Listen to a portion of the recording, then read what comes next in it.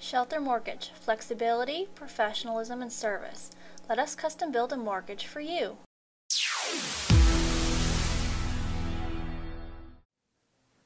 Hello, Prudential Sales Executives, for our video message of the week. All right, this week's message is entitled The Buyer's Interview, and I have 5 quick tips for you when working with a buyer. Let's get started. All right, first of all, and I know you've heard this one before, is always bring a buyer into the office. And it is absolutely true. And there's some really key points to this. When you bring a buyer into the office, instead of just meeting them outside of where you work, here's what message that sends. First of all, it shows their commitment. You know what, if they're coming in, they're committed to the process. And that's very important for you to know up front. Secondly, is it puts you in better control.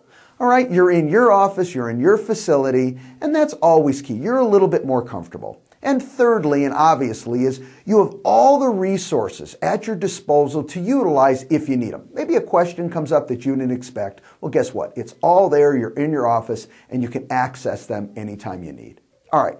Second is to discuss yours and their mutual expectations. All right. This is so important. And sometimes, again, we skip this point because everyone knows how we work. Not the case. Not true. So the key with this is make sure that you are very specific and create crystal clear clarity on your expectations. How you get compensated, all right, and how you don't get compensated. And let's say they walk into a new home track without you and they just got all excited on a Sunday morning to go look at homes and you're not there.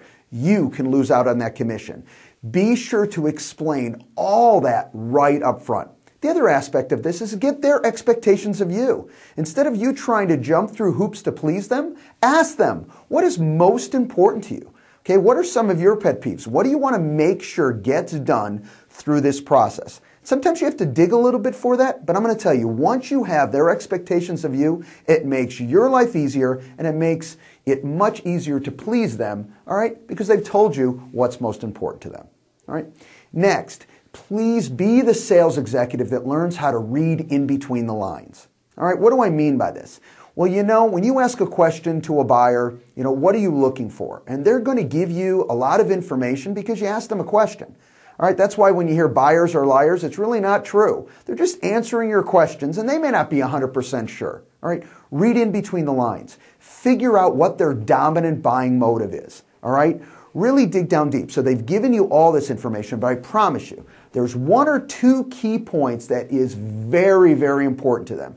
You need to read in between the lines, okay, and find those key points. So 1, you can better serve them, and 2, save a lot of time and aggravation for yourself.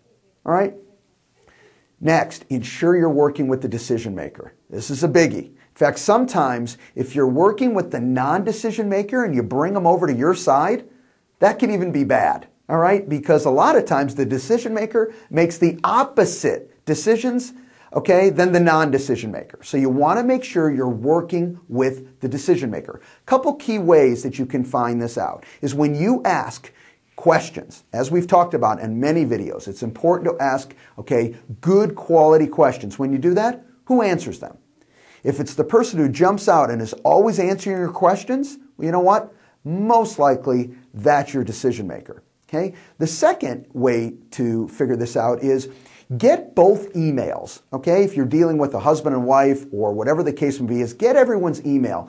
And when you mail out that email or send out that email, okay, the person who continues to answer that email many times is your decision maker. Okay? These are little tips that you know, all right, you know, if I'm dealing with Susie and Susie's the one giving me all this information, Susie's probably a key person and a key decision maker in the buying process.